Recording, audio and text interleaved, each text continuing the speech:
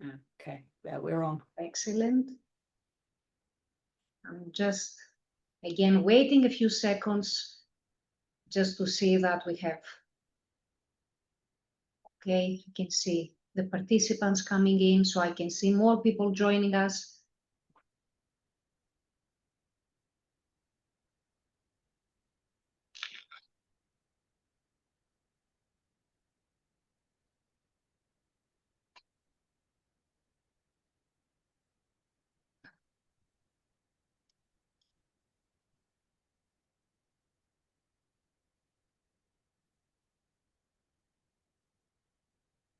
Excellent. Wait, I hope you don't hear the eternal power tool in the background, do you? No, it's absolutely fine. It's Right. absolutely fine. Where I live, there's always a power tool on the go. Thankfully, the microphone doesn't pick it up. Hello, everyone. So it's absolutely fine. And I think we can gradually kick off. And let me welcome everyone to this fascinating masterclass on historical approaches in management research. And with us to deliver the masterclass is Professor Stephanie Decker. Now, what I will do is I will introduce Stephanie, sharing a few details on her CV, then try to introduce you slightly to the theme of the seminar, and then I will pass it on to Stephanie. Now, this is meant to be an interactive seminar, so please feel free. If you have questions or if you have comments, there is a Q&A box in front of you. So I will be monitoring this box throughout the seminar to make sure that we have your own input. So Stephanie, welcome from my side. First of all, I'm Emanuela Plakogiannaki. I'm a professor of international business, so introducing myself before introducing our key speaker today. Again, Stephanie, welcome from my side, and let me start by sharing a few ideas, some useful information concerning Stephanie's background. So you will allow me to consult my notes at some point, that just to be precise and obviously do justice to Stephanie's background. So Stephanie Decker is Professor of Strategy at the University of Birmingham and a Fellow of the Academy of Social Sciences and also a Fellow of the British Academy of Management, where she also serves as co-vice chair for research and publications. Over the years, she held several roles, including editor-in-chief of the journal Business History, one of the deputy deans for Birmingham Business School, and associate dean research for Aston Business School. Now, her research spans several areas, including historical methods in organizational studies, international strategy, and business development in Africa. Her work has been published in prestigious journals such as the Academy of Management Journal, the Journal of Management Studies, Human Relations, the Journal of World Business, Business and Society, and Business History. She has also authored a research monograph titled Post-Colonial Transitions and Global Business History. And this monograph elaborates on the strategic responses by British imperial companies to the independence of Ghana and Nigeria, former British colonies in West Africa. She has also co-edited and contributed to a very interesting book that touches upon historical methods, the Handbook of Historical Methods for Management, which is a key collection of interdisciplinary approaches to the field. She has been awarded several research grants from major funding bodies, including the Economic and Social Research Council, the Arts and Humanities Research Council, and the Leverhulme Trust. She currently serves as several editorial review boards, including that of Organization Studies, the Journal of International Business Studies, Business History, Accounting History, Management and Organizational History, and she also runs a newsletter, the Organizational History Network, which promotes events and content relevant to history in the field of management.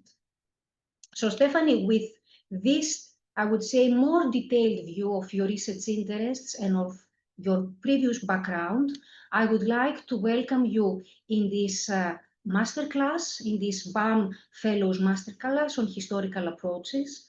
And I will start with some of my own, I would say, thoughts concerning historical methods and historical approaches in management. And then I definitely promise that I will be very short so that our participants who are here to listen to your thoughts can benefit from your own presentation and from the discussion. So actually, I work in the area of management. I would say that my intellectual home is international business. So the last few years, there have been a lot of, vivid discussions around historical methods in international business, historical methods or reclaiming historical methods in management studies. And I have seen a lot of conversations that talk about the promise, the potential contribution of historical methods.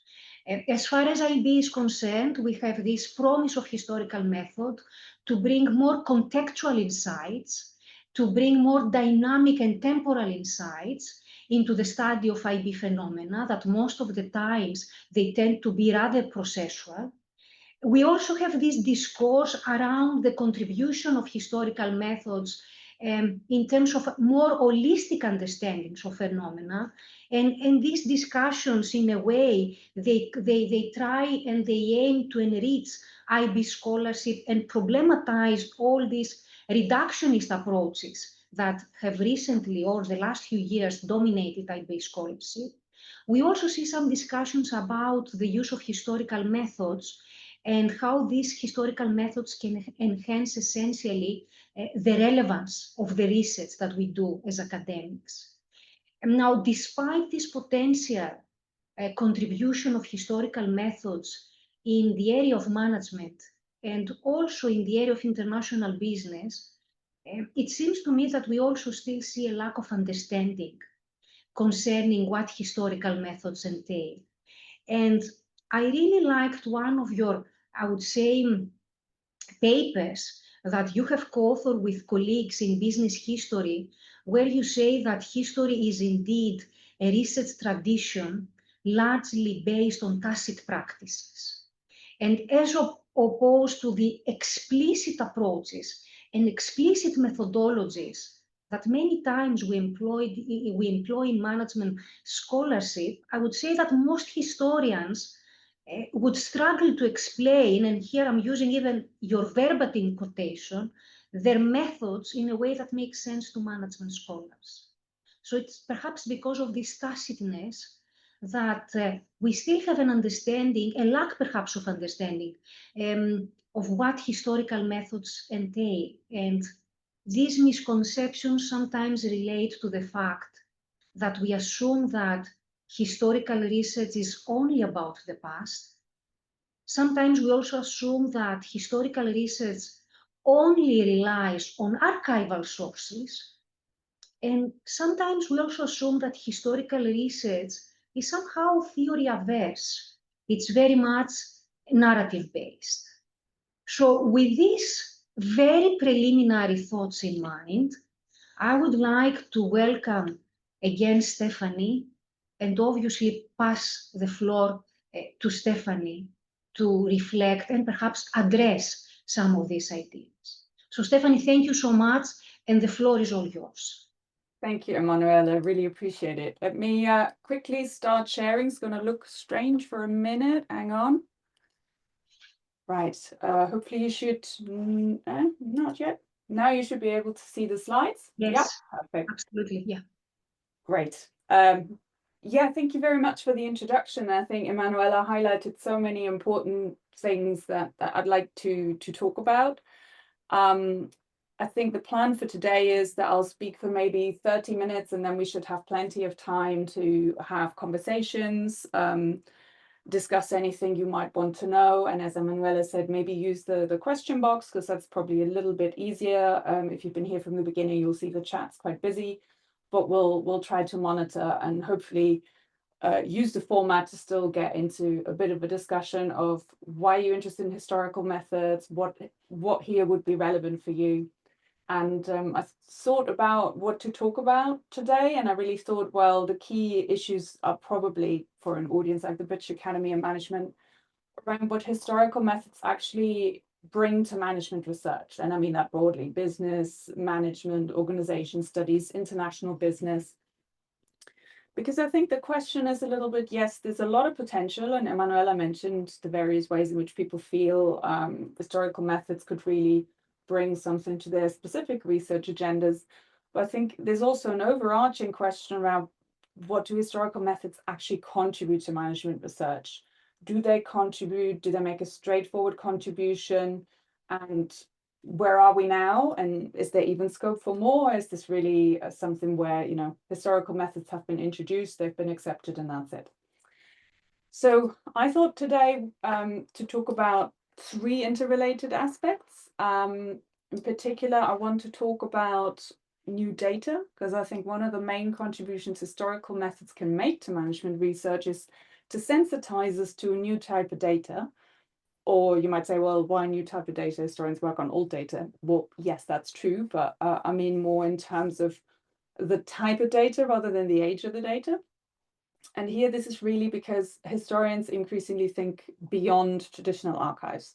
Now, I do feel that traditional archives actually have a lot to offer for management scholars. They're perhaps an underused resource, but there are other quasi-archival repositories and sources, especially in the digital space, where historical methods, I believe, have quite a lot to offer. So you may be interested in historical methods without being interested in history.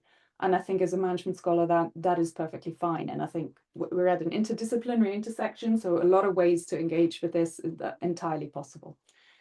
The second aspect I think that's important is new methods. So obviously you could say, again, historical methods, are they really new?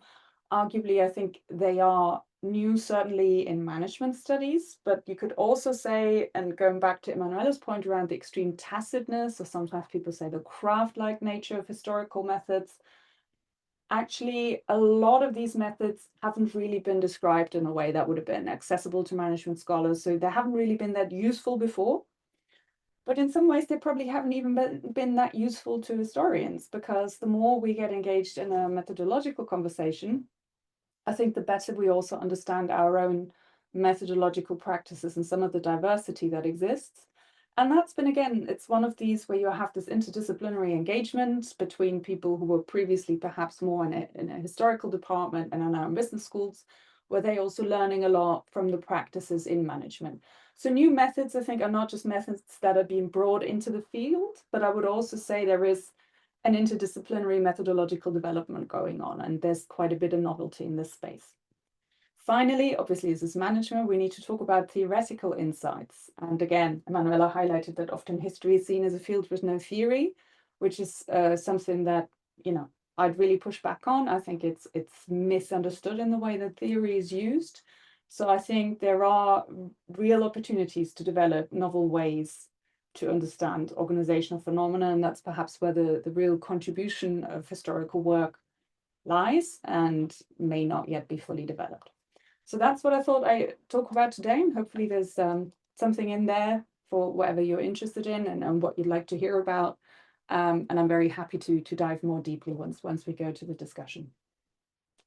So starting with new data, I think the important bit is really that, well, when we talk archives, we don't talk about the same thing. And I think this is a very common experience. If you work across interdisciplinary intersections, we all use words and concepts in slightly different ways.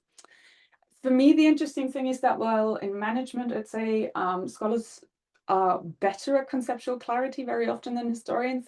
This is one where conceptual clarity is actually fairly weak. So management scholars will often use the term archival data, and it refers to any type of documentary material collected in various different ways.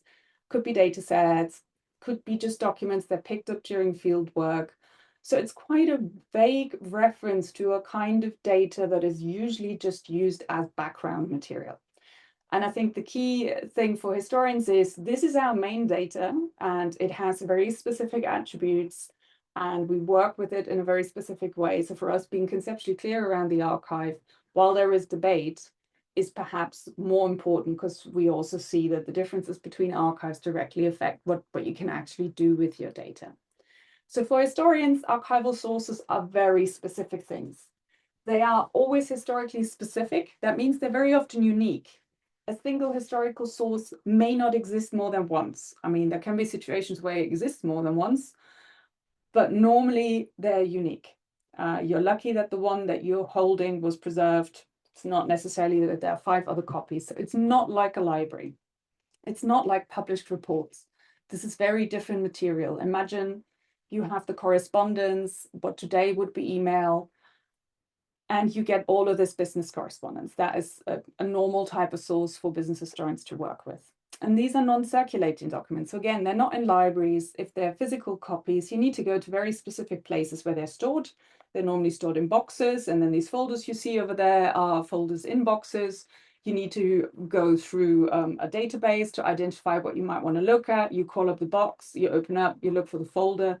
And then each folder, as you can see there, might easily contain hundreds of papers. So ultimately, the individual source in there is within a profusion of other data.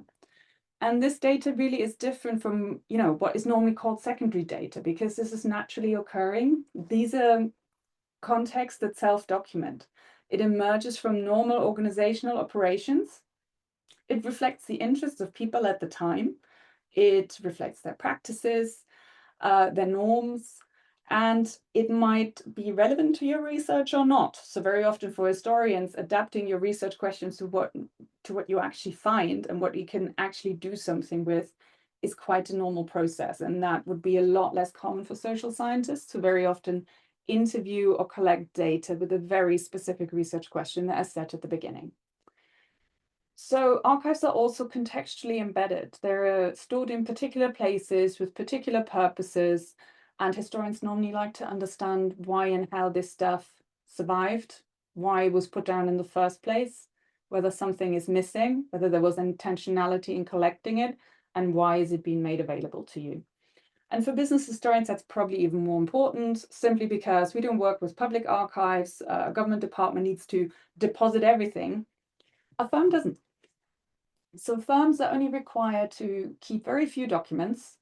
They're not required to have historical archives, and they're not required to let you in as a researcher. So it's much more like field work than maybe what, your standard historian who writes big political thesis would encounter. So when you do work on organizational history, you're very much entering a fieldwork site where you need to negotiate access. So in some ways, the practice is also quite similar to what you would have for other social science projects.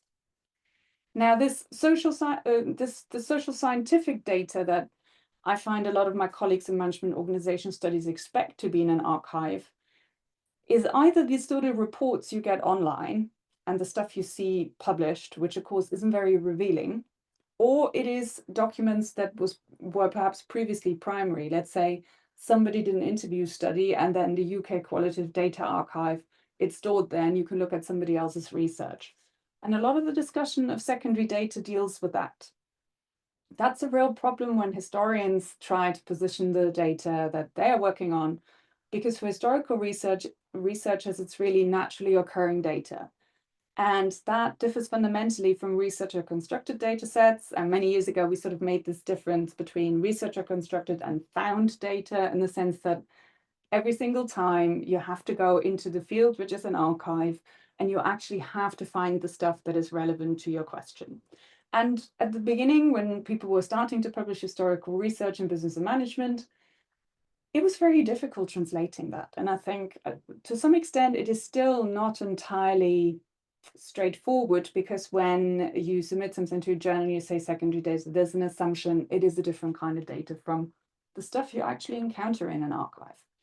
And that's why I kind of feel archival research, even in your classic paper-based archives, there's so much material in there that most management scholars wouldn't expect. So once you actually start doing some historical research, you might find there's a lot more than what you expected. Now, I think these days the conversation has shifted a bit, because more people are realizing that, oh yeah, my God, we're surrounded by huge amounts of data. Quite a lot of it is relevant to people who want to study practices, people, organizations, their interaction, the way this interacts with society at large. We're literally drowning in a sea of data because we have all the digital data. But look at some of the major management journals, and actually I'm not convinced we're seeing an awful lot of papers based on this. Like when I look for digital, I get a lot of papers about digital practices in organization or digital management or how teams work with digital, but these are normally then still interview based. So they're not actually working with the digital sources that are being generated. In some cases, that might also be due to GDPR. As we all know, it's not straightforward. But even if we didn't look for things that were necessarily under GDPR, we have basically the internet full of material where people self-disclose, where people self-organize, and where there's an awful lot of material available. Again, not something you see a lot of management or organizational or business papers being written on. So with existing approaches where you do see papers in this space, I feel you get to see some of it with discourse analysis and maybe narrative analysis. They engage with naturally occurring or naturalistic data. But first of all, these are not the only methods available. And secondly, they might also not be suitable for the kind of questions and problems and theories you might be interested in, because they normally stay at the level of language. And the question is really, how do you go beyond the document and the language into what you might want to look at? And somehow this tends to be more difficult for this kind of material, even though realistically, if you do an interview, you're still just working with language. So it's not that big a difference. So digital data in many ways represents a major source of the secondary data. It's largely underutilized. And I feel the main problem with that is that, again, secondary data is seen as something that used to be primary. So a researcher at some point constructed it. That's not true for the vast majority of digital data we have available. Some of it, of course, is. We have data sets we access through paid or not paid for databases, and we often access that online, so it feels like it's sort of almost contiguous with the internet. But there's an awful lot of free stuff there that people collate, where people create things, and that exists as treasure troves of sort of secondary data. I think where historical approaches really have something to offer to management researchers who want to use the methods, but maybe not necessarily look at history, is that it allows you to dive into this naturalistic and naturally occurring data. And you can do it at scale, because really there's an awful lot out there. And the biggest problem most of the time is actually justifying to the journal what you're doing and how this data is different and how you can use it in a rigorous way. And I think for historical researchers, over the years, we've spent a lot of time justifying our archival data. And in many ways, that's very, very similar to what you would be doing in a digital space. So I think the other important thing to highlight is really that when we talk about historical methods, we're not talking about the historical method. I think when people started sort of engaging with history, there was a general sense there is the historical method. You're either using that, and if you don't using that, you dare not say you're using anything historical. I think we've moved beyond that in a way that we no longer talk about anything singular, but we recognize that there are multiple and related approaches. There's some that are very commonly used and you hear about all the time, and they might really be the most relevant ones to you. But they definitely kind of represent perhaps the biggest opportunity for management researchers to engage with. And some of the key methodological developments here are, on the one hand, archival research. So having a systematic examination of historical sources or indeed digital sources, and to be very clear about how you're researching that and justifying this type of data, particularly in the context of, say, generating management organization theory. And the other practice is sometimes known as critical source analysis. Now, I feel for somebody in management and business, calling it analysis, it's more a form of interpretation. And given what our usage of analysis and interpretation is like in business and management, I feel it would be much easier to refer to as a critical source interpretation, because it's much closer to the interpretive practices in our field. And this is really based on a sort of interrogation of the sources. And that really helps with the fact that this is naturally occurring data, right? This is not data any researcher filtered and made sure it fitted and it had the right standards of rigor. So critical source interpretation is a means of creating that filtering mechanism with data that you're getting secondhand, really. And that means you have to be just more critical and be more careful with that data, but also sort of interpretive and analytical work. Now, very often, I think a lot of this is not very clear, because in history, a lot of these approaches you'll find that have sort of epistemological underpinnings, just like in management research. Unfortunately, going back to Emanuela's point about the tacitness and the craft-like nature, Historians, not so much aware about it. Hey, Andre, I've seen you raised a hand. Not sure you can speak. I assume not. Maybe if you could put it in the chat, and if there is a question, I can have a quick look. If there's something we need to clear up now.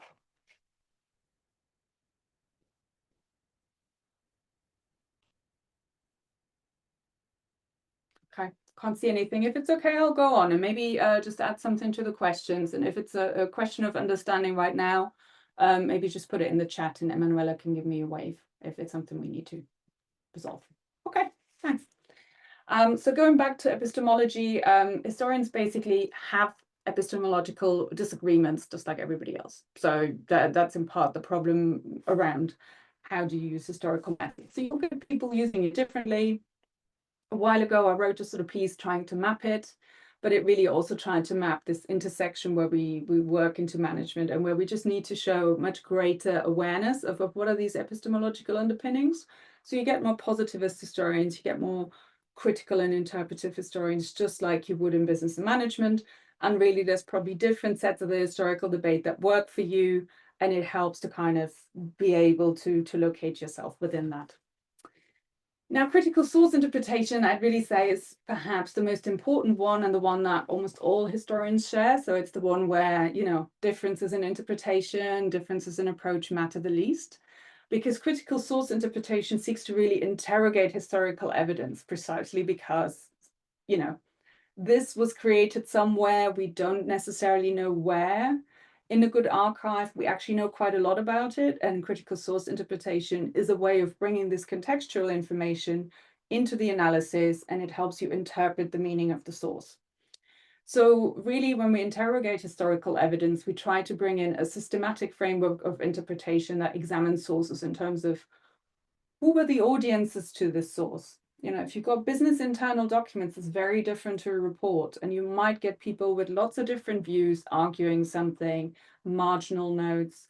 So you get a real sense of what perhaps a meeting would be like. So if you go through meeting notes today, you know, the meeting notes in the actual meeting could be very different, but you should still get a sense of the meeting from the meeting notes.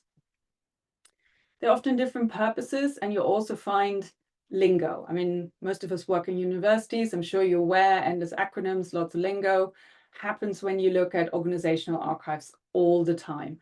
And learning to understand what that means, getting the cues and becoming absorbed in this field and understanding how things were meant within context. And let's face it, often we go back in time where people held values that today we might not entirely agree with.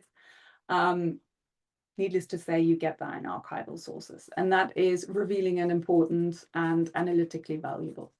So the essential questions, and really as part of critical source interpretation, you can ask lots of questions of the source, and the idea is really to question the source, but also the archive, why the source is there. You normally ask who was the intended audience. If you have something internal that was really meant not for public consumption, very often that's where they disclose the most interesting things, just like in our organizational life today.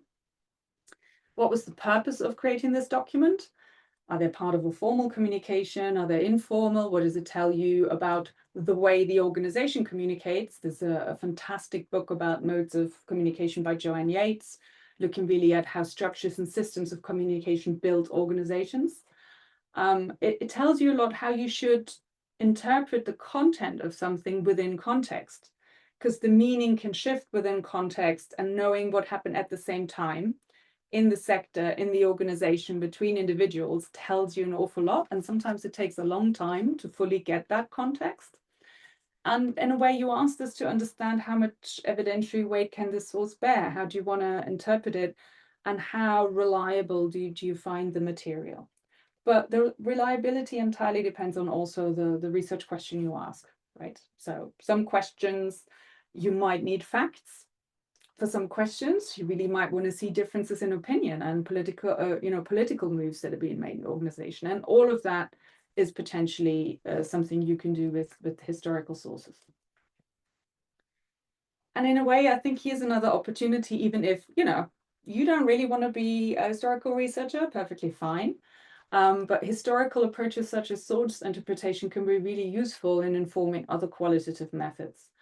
So there is an ongoing discussion within qualitative scholars, particularly for organization studies and management, where they're actually highlighting that there is this potential. So in an interesting piece, Schaefer and Alberson argued that a lot of researcher-generated interview data is interpreted as if it was fact, or at the very least, even if interviewers, the researchers, are more critical of their own interviews, it is not very explicitly discussed in the methods. So in many ways, the sort of critique that historians do of their underlying data would probably be actually also of usefulness for interview research. And then David Silverman, of course, has said for a long time that in many ways you co-construct the interview. And if you really want to go at the practices, maybe you need to organizational documents to see what the practices are, rather than ask people in an interview what their practices are, because they clearly will give you a filtered view of what a practice is. So there's a lot of opportunities to kind of delve into historical methods without necessarily wanting to do historical research, where potentially some of these practices can really help. And again, I think the big opportunity here is really on the digital side. But then, let's face it, historians and those historical researchers who kind of maybe had their training outside business schools have quite a lot to learn from business and management researchers. And I think this is a really interesting space where new methods are emerging, and also new awareness or new problems and new concepts come into the methodological discussion. And these methodological challenges I find in historical research are often around the data method fit. So whereas the historical research been really good at interrogating the quality of the data, they're a lot less good in actually showing how the data and the method then gets interpreted and leads to theory, like this data method fit or presenting data reduction processes. I mean, I realize not everybody's a fan of the Joya method because it's come to rule everybody who does a qualitative piece of work for a journal, which was, I don't think, ever its intention. But the beauty of it and many other qualitative approaches is how well it presents the data reduction process that you go through as a management scholar. And that's something that I feel for historical researchers could really still be further developed. Just checking, my camera seems to have frozen again. Am I back? Hopefully. Yes, Stephanie, we can hear you well. There is no disruption or problems with the sound, and now we can see you well as well. I don't know, this camera seems to be a bit dicey. Sorry about that. So yeah, presenting data reduction processes, sorry to interrupt there. I think this is much, much better in management, whereas the sort of interrogation of the underlying data is much, much better in historical practice. And it's really a question of, can you take the best from both traditions and bring that together and actually make this incredibly useful to business and management scholars and expand our repertoire of what we can do with all the data that's available. Another area I think is questions of credibility, trustworthiness, and validity. Depending on the tradition, you spend a lot or very little time on it in management. But I think the interesting question is, it's often about how well are you representing the underlying data. It's not so much how you question the quality of the underlying data. And these, I think, are interesting questions where I think from this sort of methodological perspective, there's real scope to further expand some of the potential contributions that have come from integrating historical approaches more into management. And finally, I think if you are interested in doing historical research, for me, there's still a really big question about how historical research is actually presented. Is it presented as a narrative, or is it presented as an analysis? The problem with, say, organizational management or business analyses, they're not very often over time, whereas most historians work over time. I mean, the only exception here would probably be process scholars. So really, I think there's still some ongoing debates, and there's also a lot of opportunities to kind of make this fit with what makes sense to you, to your research question, to your approach. And to put in a quick plug, I do apologize, Emanuela already mentioned it, but 2 years ago, we published the Handbook of Historical Methods for Management, and actually the main aim with that book was really to get a lot of different scholars to talk about how this was useful, what were the key issues. And to be honest, I'm quite proud of this book that I co-edited, because I think we brought together a really wide variety of different perspectives. So that's very much a book that is very clear that there isn't just the one size fits all, and depending on where you're coming from, what you want to achieve and what your orientation is, there's probably a way that historical methods could be useful for you. Maybe worthwhile highlighting Emanuela in her course has have a wonderful chapter in there highlighting all the myths, some of which she elaborated at the beginning, around what historical methods actually are. And I think each field might have their own myths, including it's just about the past. I think, as you can see from here, sure, the past is important, but realistically, you can do a lot of things with historical methods. And then, you know, history isn't always just about the past. History is also about how we got here to understand the sort of the long history of the present moment. So one of the areas I thought I should probably highlight, simply because it is something where I kind of feel there is a lot of potential usefulness, but also I never quite understood why we have so little interaction in this space, though I hope this will change, is the question of oral history. Because oral history is a type of history that actually does interviews. So not every historian will go to an archive. Very often they question why certain things are not in the archive. So there will be a lot of work around doing semi-structured interviews, or something similar to life history interviews, seeking to raise data about the past, about people's experience of the past. And that seems a very easy crossover for most management scholars. Interestingly enough, it hasn't really been this big crossover. And I always found that very curious. But there are a number of issues that I think may well cause problems. So first one is that in oral history, you normally have named interviewees. That would be the traditional approach to oral history. I think it's fair to say when you work with organizations, that might well be a standard where simply in an interdisciplinary space, we might have to sort of admit that's not as likely to happen. The other thing that happens with oral history is that archived transcripts and recordings are normally archived. So you'll find oral history archives, many of them are now online. And again, it's been an absolute mystery to me why organizational researchers do not use that more.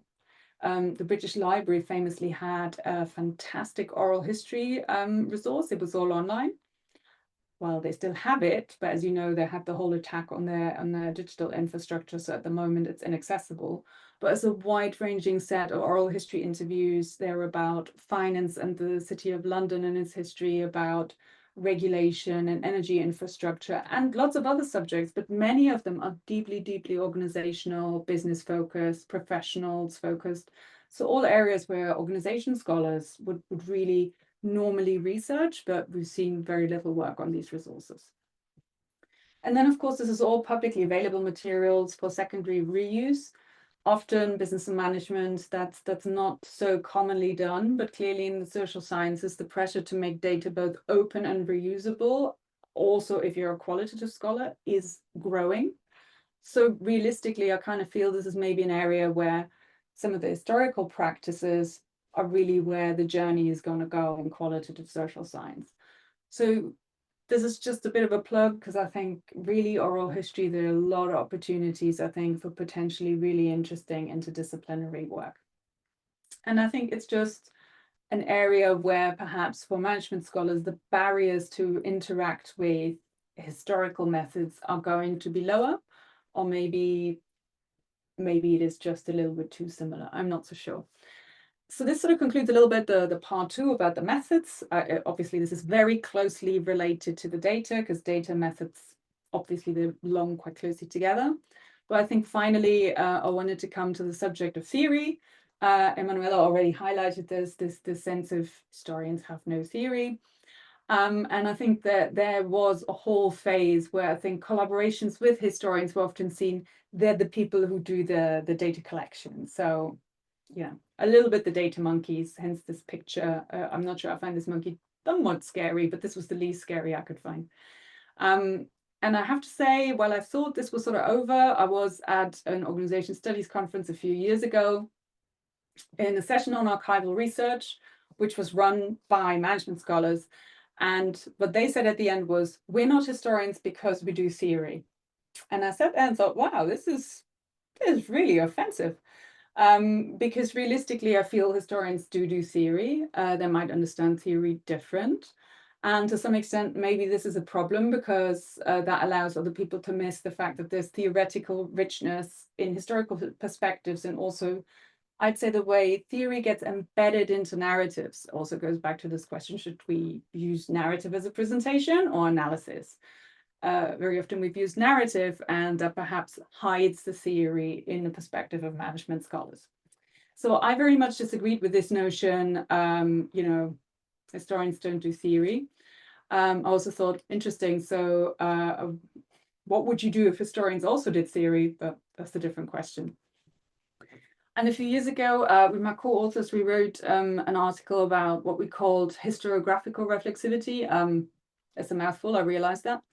But what this term really means is the idea that we should take insights from history seriously, and seriously in the sense of as a source of concepts and theorizing, so ideas that you can reformat into something that is recognizably a business management organization theory, and not just as data and methods. I mean, as you could see, data and methods clearly to me are very important, but I wouldn't say this is the be all and end all.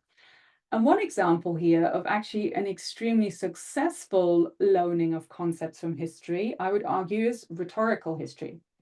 Now, for me, I'm not sure rhetorical history is really history, because it focuses very much on memory and strategic uses of the past in organizations. It's been an incredibly successful line of investigation, of theorization since this initial article by Sotheby et al. In 2010. And that article, or sort of article book chapter, it's in a strange series, really builds on the work from leading historians, and it's very explicit about it. There's nothing hidden. The author's very deeply engaged with this historical research, in particular Eric Hobsbawm's work with Terence Ranger on the invention of tradition, massively influential in history, and Benedict Anderson's Imagined Communities, where he looks at nations and the rise of nationalism, really as a form of communities that are imagined because they're too big to be experienced. And so they really deal with some major driving forces in 20th century history.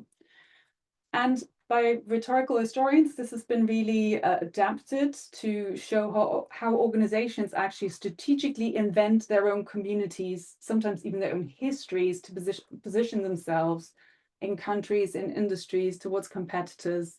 And that's been an extremely fruitful line of research. However, I also think this has been so influential because it actually uses very familiar qualitative methods. It uses very much interviews and field work. So very much a methodology that somebody in the field of organization studies would be completely comfortable with.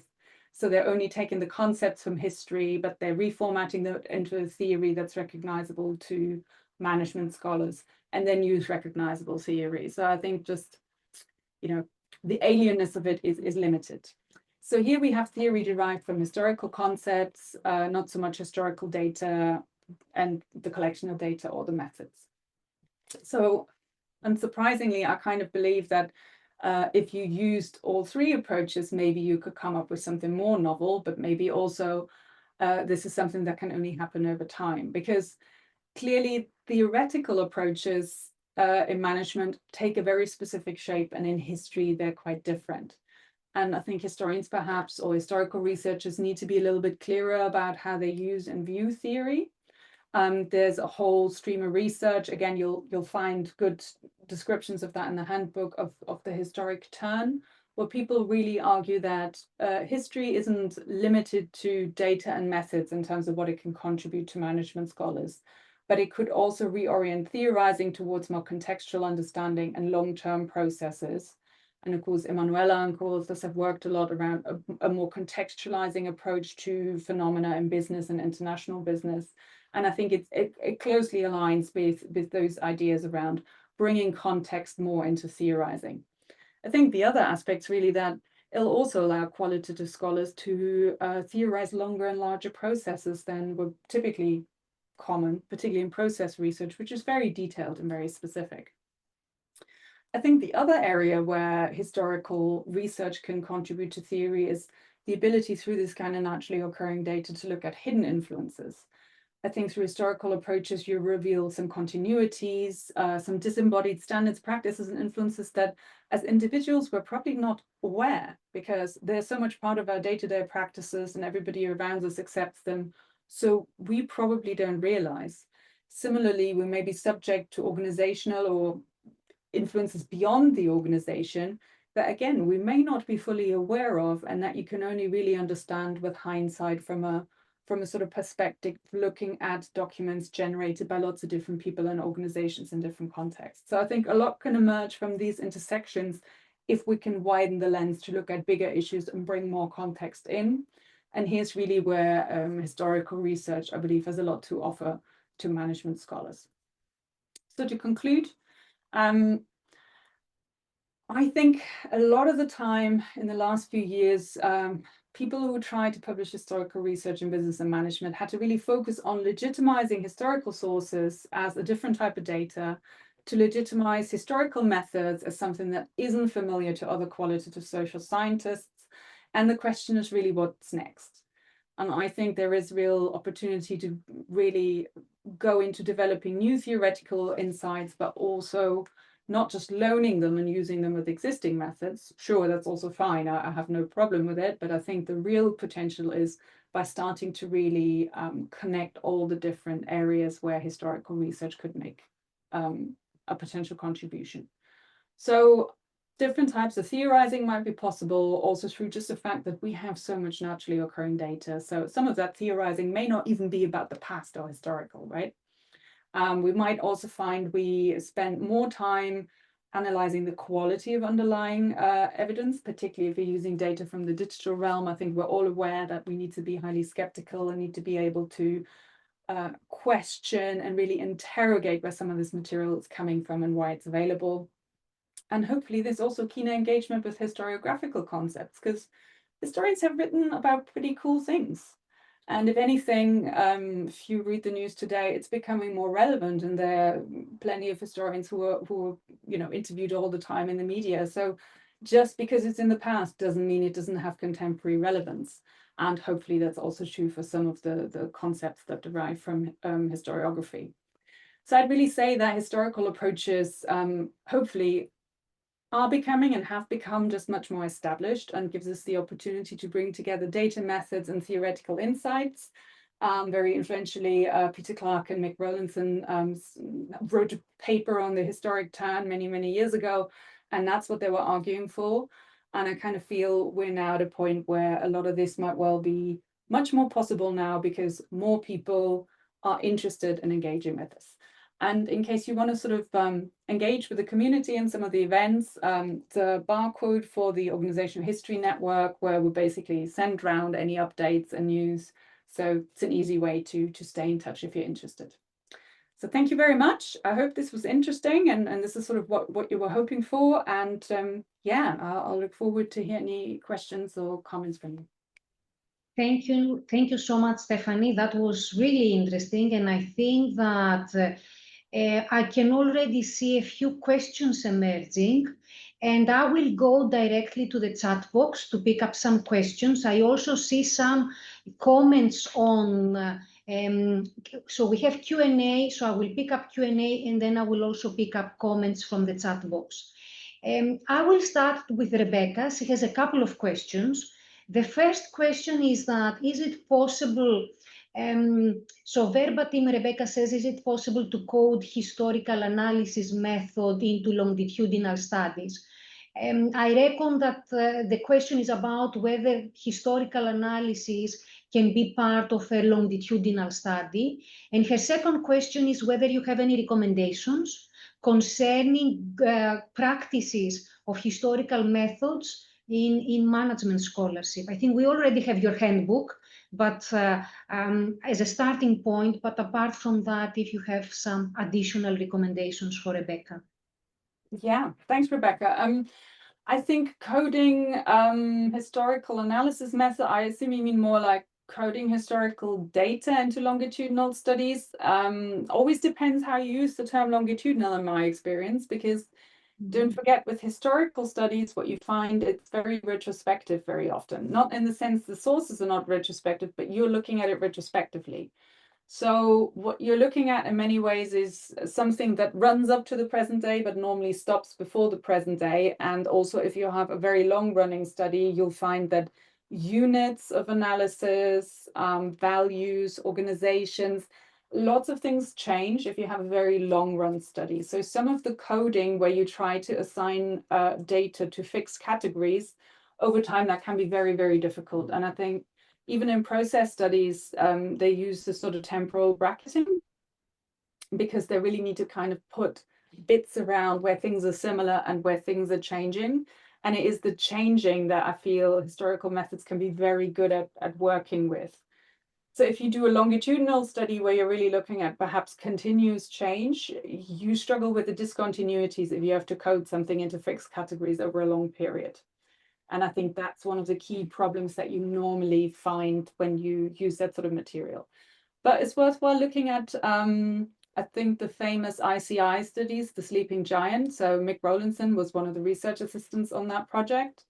And they were really trying to use this very long-running process study using historical research as part of it. And I'd really say that would be a good place to start and have a look what they were trying to achieve with that method. In terms of other readings, I mean, there's recently been an interesting article, I think that came out last year, on source analysis in organization studies. And there's also the fantastic Organizations in Time, which is the book that came out in 2014. I would really warmly recommend that. I think that's still a book that gives you a really good sense of also what you can use historical methods for.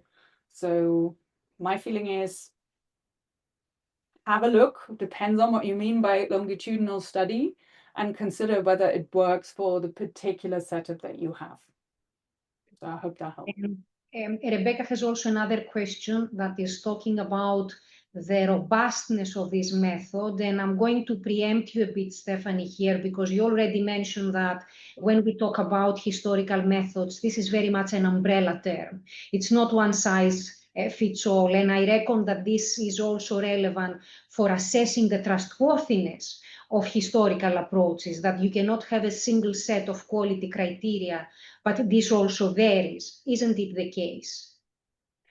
I agree. And I think the robustness question, again, it depends very much on the approach you're using. So not all historical data is the same, and not all of it is suitable for all questions. So you will find that particularly, I mean, you're asking fairly sort of long run positivist questions where maybe it's worthwhile looking at economic history and looking at more quantitative approaches. Most of the economic historians are well aware of the weaknesses of data over long periods of time, but have found ways to sort of ensure that they're using it in a responsible manner.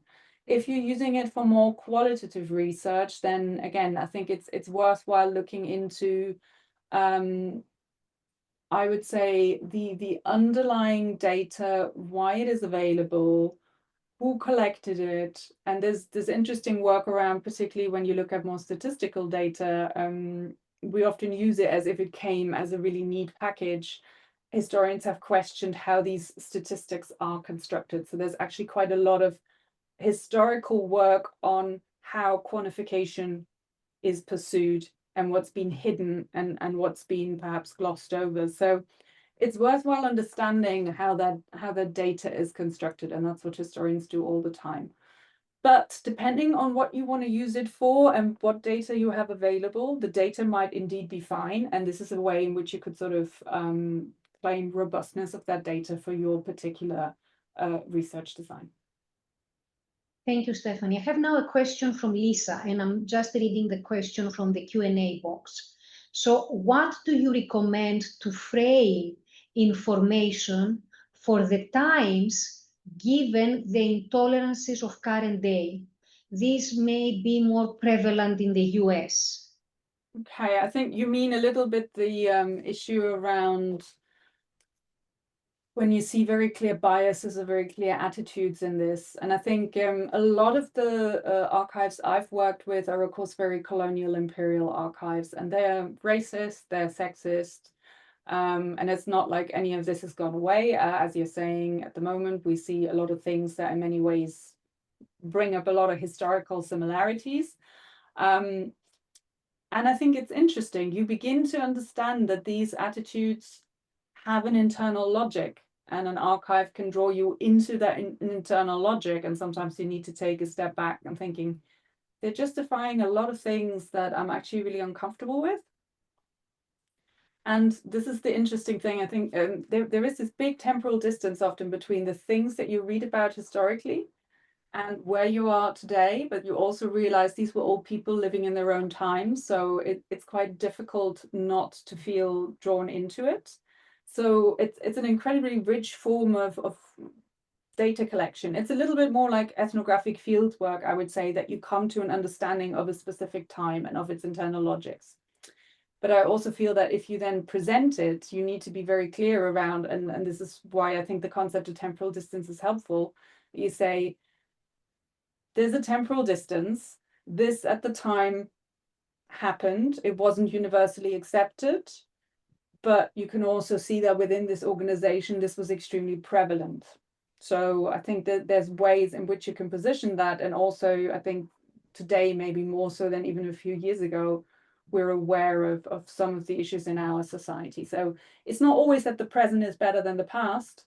It's just different. And I think it's, again, if you would do field work in another country, it'll be very normal for you to think about the fact that there'll be differences in value systems. I don't think that's any different for somebody working historically. Mhm. I have two questions for oral history. Mm. So the first question from Nasreen is whether we can use YouTube videos as a source of oral history.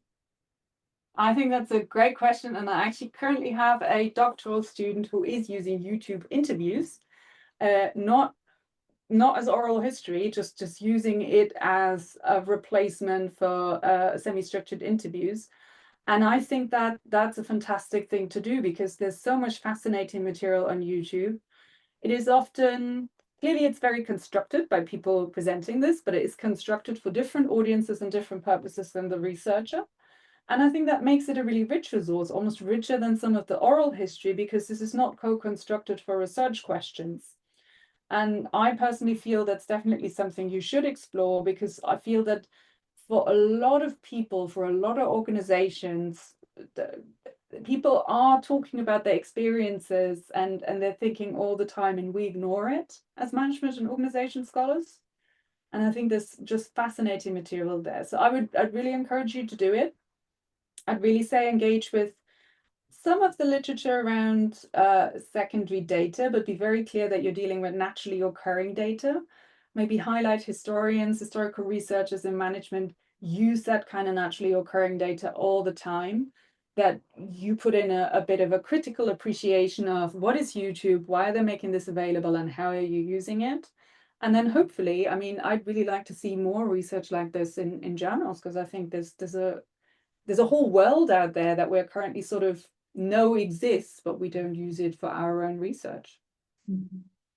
And the second question on oral history is from Matthew, who is actually asking, I'm interested in witness seminars as a potential method. Would you see this as a form of oral history or as a separate method?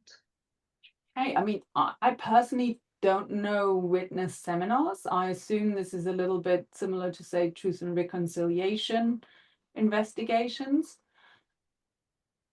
I mean, is it an oral history? I think we still need to get to a point where we're clear on what oral history is, because I think oral history and business and management might well be something different from what oral history is in history, because people may not want to be named and the material may or may not be made publicly available. But I do think there's a lot of scope for potentially looking at that. And I would say have a look at in 2014, Organization had a special issue, and there's a fascinating piece there by Cruz talking to Susu traders in West Africa. And she's walking them back over their experience of civil war and how they're organized through that period. So that might be perhaps the closest to what you're interested in. And hopefully that might give you some ideas of how to position that.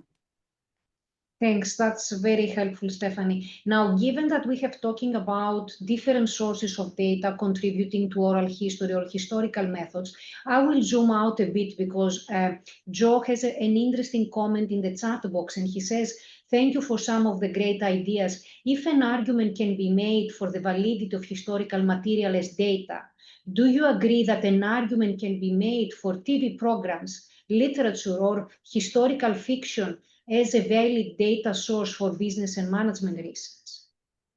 Interesting. I mean, I think there's been people, I'm thinking of Mike Tundle, he, I think, ended up trying to publish something on The Wire, but I think it went in many years ago as a media review.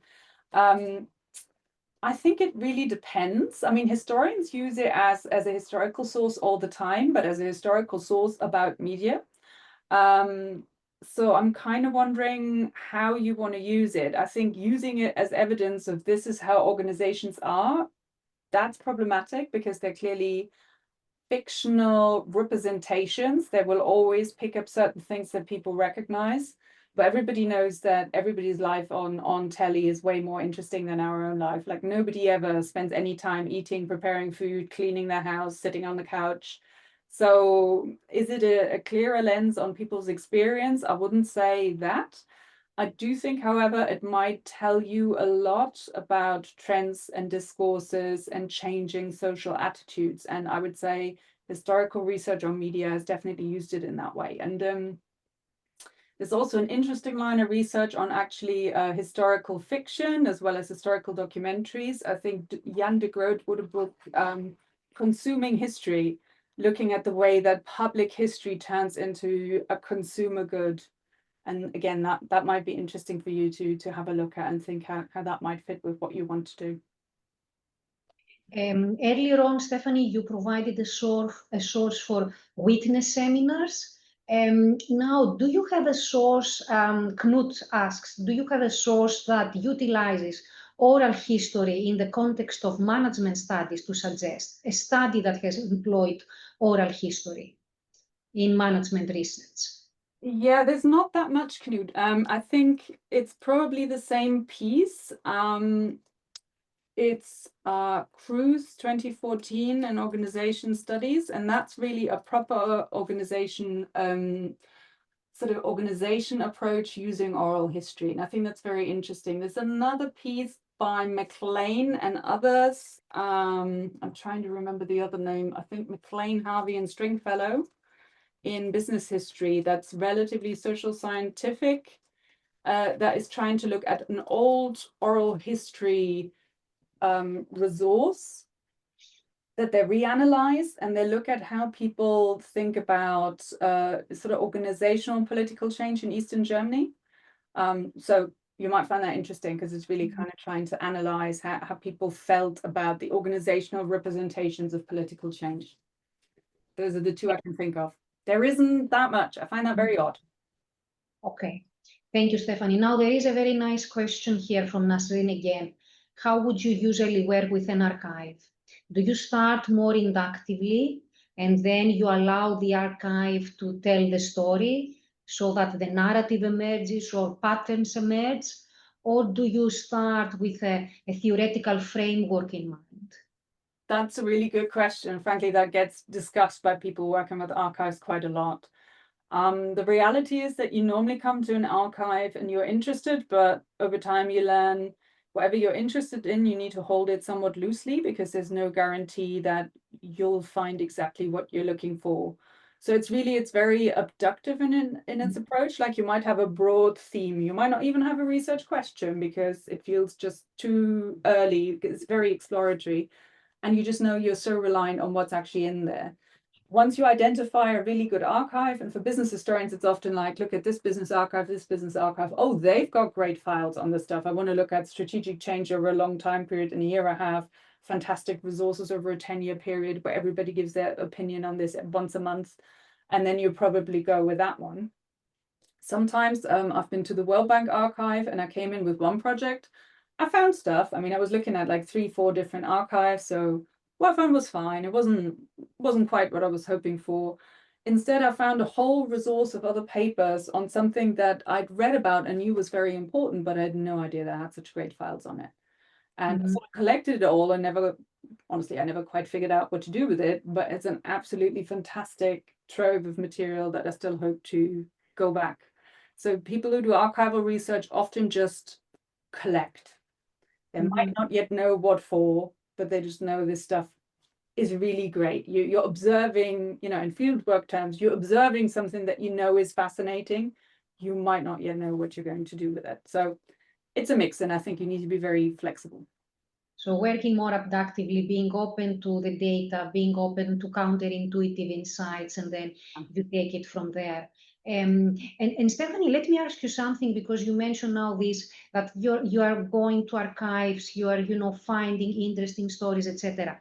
At the beginning of your presentation, you said that essentially archival data is most of the times naturally occurring data, and it differs from, you know, research constructed data. So when, you know, researchers are constructing in a way databases, but still, don't we have still the element of construction in an archive?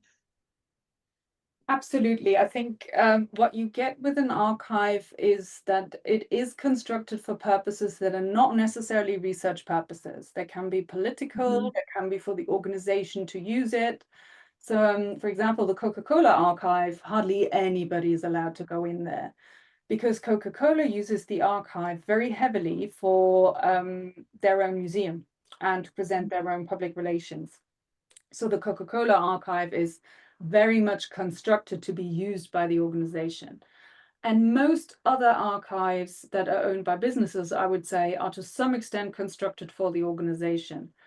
But there's also a lot of differences between organizations and countries. So a lot of the time, the archivists that have been hired have been trained within a public archiving framework. So they will still believe in a sort of representation of the past that they try to maintain, whether other people can see it or not. And very often they're also the people who are very happy to lobby on behalf of researchers and ensure that they can go in. But it is their role within the organization to safeguard the interests of the organization. So it really varies what you encounter, particularly in business archives. If you go to big public archives, they're required to collect everything, and they're required to make it accessible.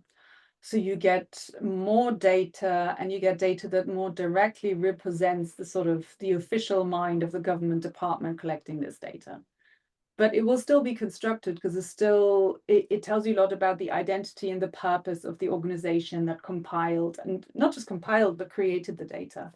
So many years ago, I wrote a piece called The Silence of the Archives, because obviously I work with colonial and imperial archives. And they're so heavily constructed, they very clearly exclude certain voices. They very clearly amplify other voices. And then there's also the level of collection. Some stuff is lost, some stuff was made available for political purposes. So you need to understand each archive to understand how you can interpret the sources. And that's I think, what you need to do with any type of naturally occurring data. Why was it created? How was it collected? Why do you have access to it? Are just key questions you always need to ask. Great, thank you. What is rhetorical history? Question, is it told history? So perhaps if we can elaborate more on what rhetorical history entails.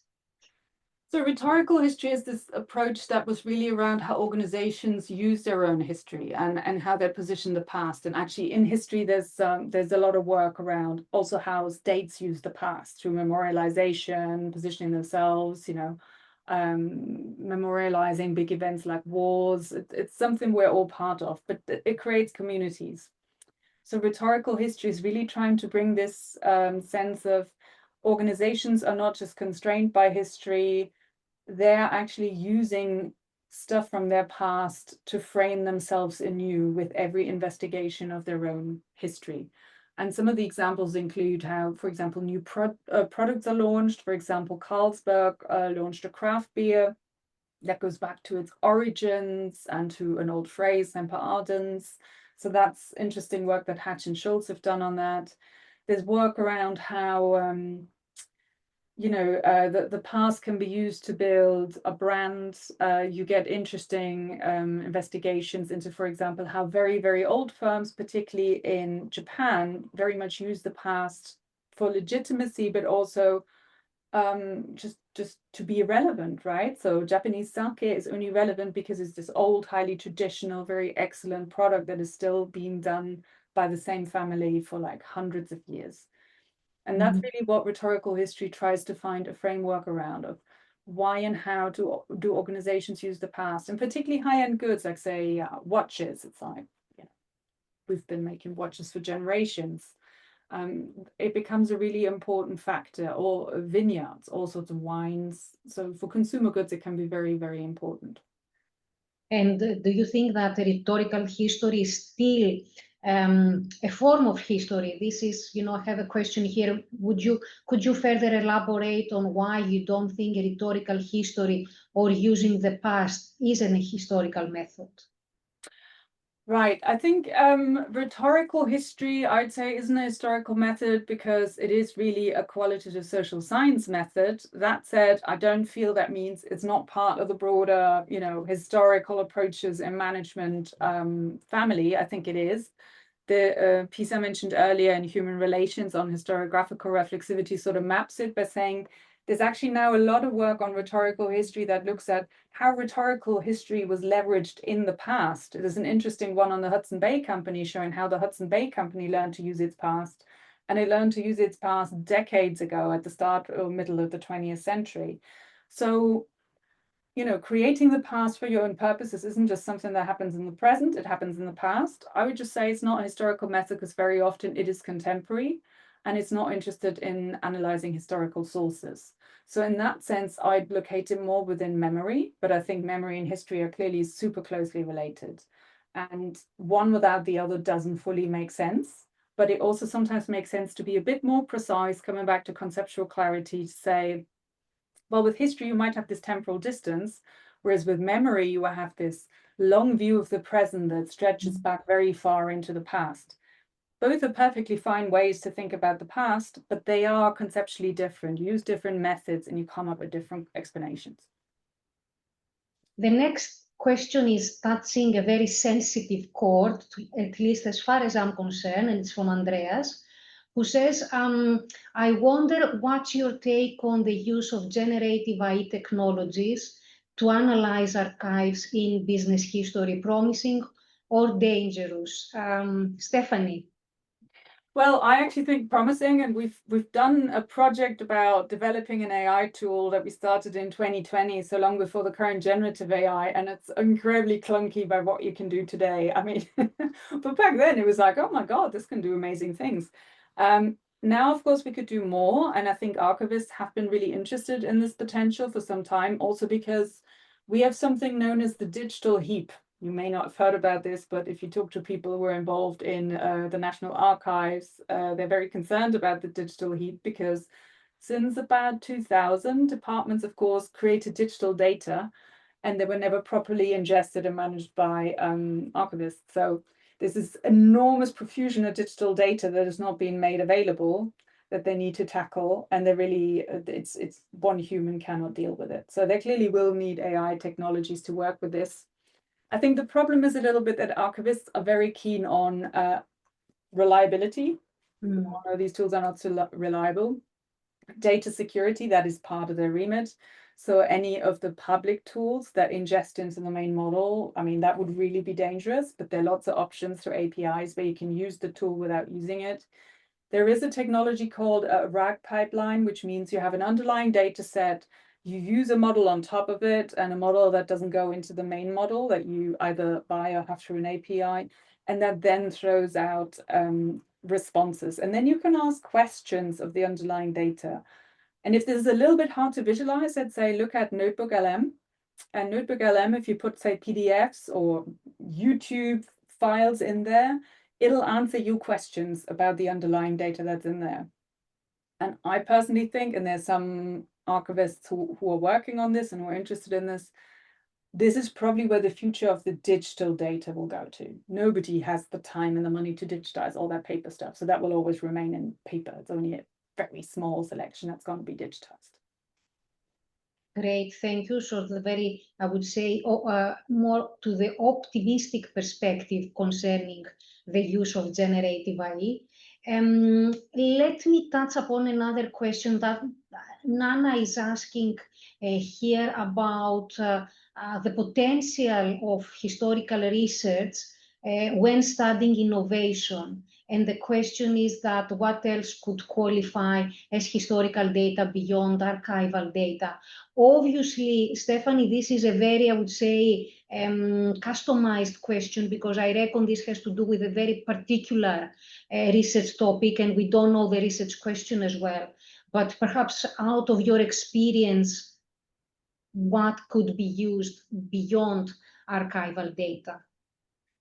So I would say, obviously, the whole range of digital that we just discussed. And I'd also say in innovation research, you get interesting pieces. There was Andy's piece on Edison and the light bulb that used it for innovation. So I think within the historical entrepreneurship literature, you see a lot of work on innovation. And I think there's a lot of scope, because obviously historically there has been a lot of innovation, and around the whole AI question, we sort of, with co-authors, are contributed to two different sort of group pieces on AI. And I think what you see is often these attitudes towards technological innovations over time and the similarities. And I mean, you can find on the internet now also very interesting selections of moral panics. So I think it's sometimes worthwhile going back to the historical data to see how innovation was made sense of. And people who do that really well as well in computing sciences are Narayan and somebody else whose name I've now forgotten.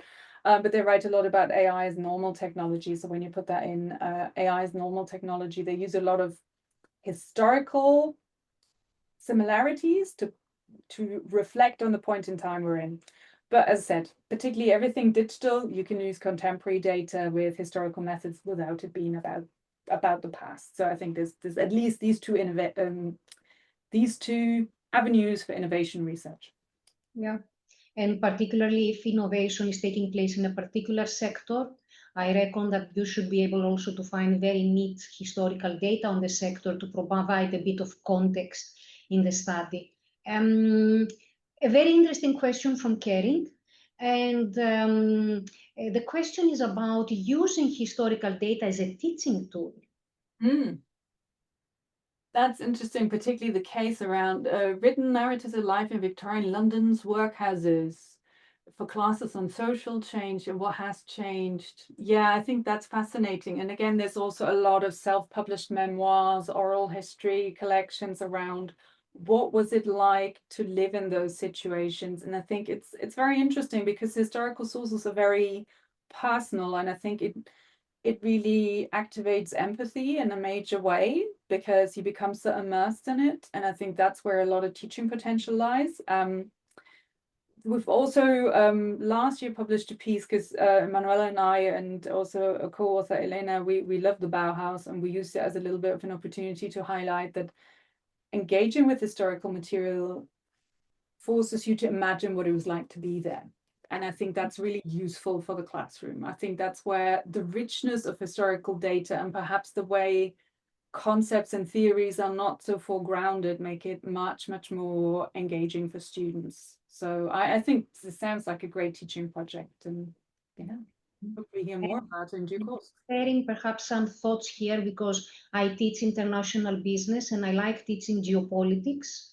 They're fantastic case studies on geopolitics, on the role of all these political forces, on the role of this uncertainty and risks. And this is not new to us. They're fantastic historical case studies that talk about how multinational companies have been actually dealing with all these geopolitical tensions all these years. So, some food for thought in case there are any IB scholars in the group.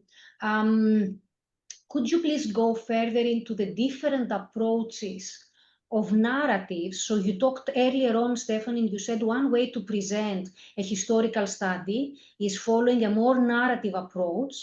And then you also said that another way could be a more analytic approach. So here we have a question whether you could elaborate a bit more on this difference.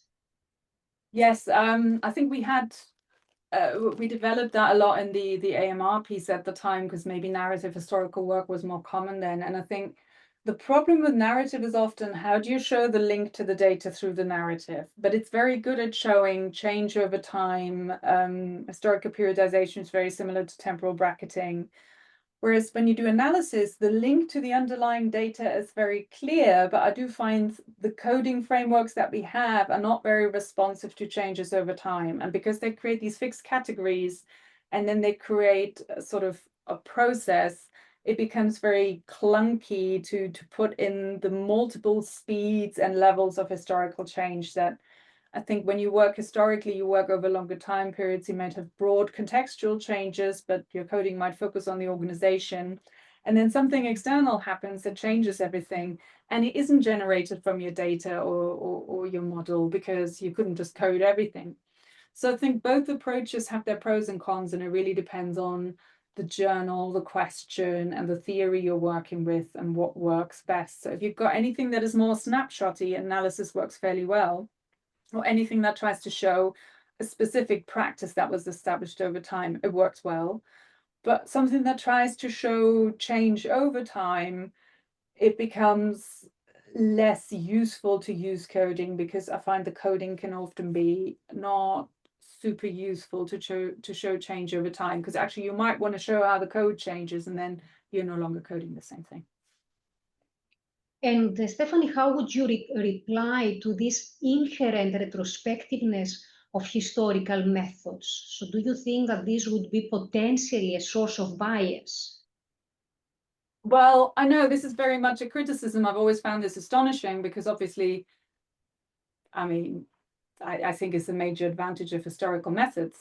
And the idea that it's biased to look at the past from the present day, I mean, from where else do you think you're looking at it? Or I mean, everybody is biased. If you go and you collect an interview, if you go and you collect data, if you look at a specific statistical data set, bias is inherent in what we do. Historians think about it in a way that you either have very presentist research that is on one end of the spectrum, or you have very antiquarian research that's on the other end of the spectrum. And for most historians, you want to be somewhere in the middle where you balance these two, because if it's just relevant to people at the time, well, they're no longer here. So essentially your research is not relevant to anybody but yourself, a couple of dead people, and maybe 3 others who care about that period. Versus if it's very presentist, you probably completely ignore the sort of voice of the people who created these sources. And again, as a researcher doing qualitative research, you don't want to do this. You want to have participant-centered or focused codes to some extent. So I think it's really balancing, again, a little bit like what you do, say, with anthropological approaches, where you have emic and etic, so the inside or the outside of you. See the historical setting as the inside of you, and it needs to be balanced with the theoretical concepts you're bringing to it. And in a way, I feel this hindsight issue, this looking backwards, is a massive advantage, because what you're looking at is a closed process. You know how it ended. You know the outcomes. So it's no longer a question how this thing will end, because you define history as something that is closed and finished as a process. And it allows you to look at things in terms of how well or how not well did that go. You could look at things like the performativity of theory. You might want to analyze it with a theory that didn't exist at the time. So you don't need to worry about the theory being performative because people knew about it. You can see whether the theory was relevant in organizational life before it even existed. So I personally think that sort of retrospective aspect, if anything, is a major advantage of historical methods. So I never quite understood why it was, for retrospective methods, seen as a drawback. I think we can take a different epistemological view and ask different questions. Mm-hmm. And let me push this argument a bit further, because now I see also a very interesting question from Gabriele, because you mentioned, Stephanie, these emic and etic perspectives, and you said balancing these perspectives. Now, Gabriele's question is, how do you balance, or whether you need to balance, let me also say this aspect of generalizability, which is a push when we are writing a management paper, with the aspect of uniqueness of context, which is more, I would say, inherent to historical methods. So how would you balance it in a business history project? Would you need to balance it? It's a really interesting question, and I think this is one of the problems with sort of some of the historic turn arguments. And I think there's a general sense around management theory needs to be very generalizable, but then we realize a lot of management theory isn't terribly useful. And I think only this month there's been a piece out in organization science, which I haven't had time to fully read, but they're saying theory tries to be optimized along 6 different dimensions. There might be usefulness, there might be generalizability, there might be rigor. And they're arguing that actually you cannot generate theory that is great on all 6 dimensions. And they make a very interdisciplinary argument saying, well, all of these reviewers come from different perspectives and have different values that are coherent for each of them. But asking a piece to do all of it is not possible. So I think as a field, we need to become more aware that maybe we could do different forms of theorizing. If you go to a business history journal, I used to be an editor of one for many, many years, the theorization doesn't need to be as generalizable because historians don't believe so much in generalizability. They believe that there are generalizable aspects, but it doesn't mean it needs to be this huge generalizability across time, space, and types of organizations. They're quite happy with a theory that might have very clear boundaries and might only be relevant to a few other settings or organizations. If you go to a management journal, you probably want to think about theory in a different way because they will value generalizability at a much higher level. So I think you do need to pick your audience for what you want to say, I think is the reality. It's very much disciplinary based. If you go to an international business journal, you're going to see this push towards the generalization. But what you're also going to see is that the last few years, there has been a very vivid discourse concerning, reconciling this context and theory and trying somehow to problematize all these reductionist perspectives. So that's also very much disciplinary based on the audiences, as Stephanie indicated. A very interesting questions. Sources such as autobiographies or biographies, can these sources be used in a PhD thesis? And can we make an argument that these sources are essentially voices of different individuals? Yeah, I mean, I wouldn't say it's primary either from the perspective of a social scientist or from the perspective of a historian, and bearing in mind that primary is used in very different ways in both communities. So primary in social science normally means collected by the researcher. For the historian, primary means close to the event or situation observed.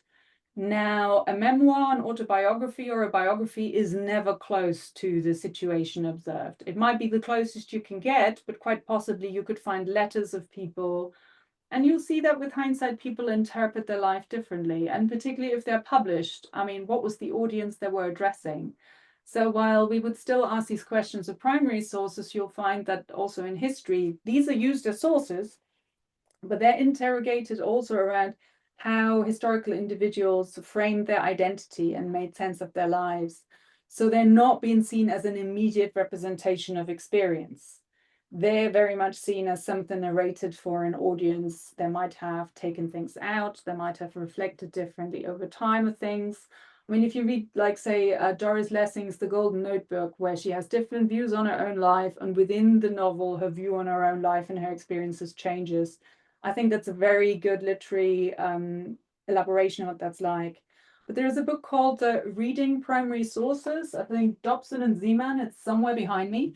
And it has a whole chapter on memoirs and biographies. So it is an established source category for historians, and they have very established ways of working with them, interrogating them, and having a certain view on their credibility as a source. And Stephanie, one final question here. Would you think of taking historical data such as employee details in the Hawthorne studies and doing discourse analysis or interpretive phenomenological analysis on it? Yeah, and I'm pretty sure it's been done. I mean, have a look at the Hawthorne studies in general. It's usually worthwhile to also understand the context because they've been often presented in a very decontextualized way.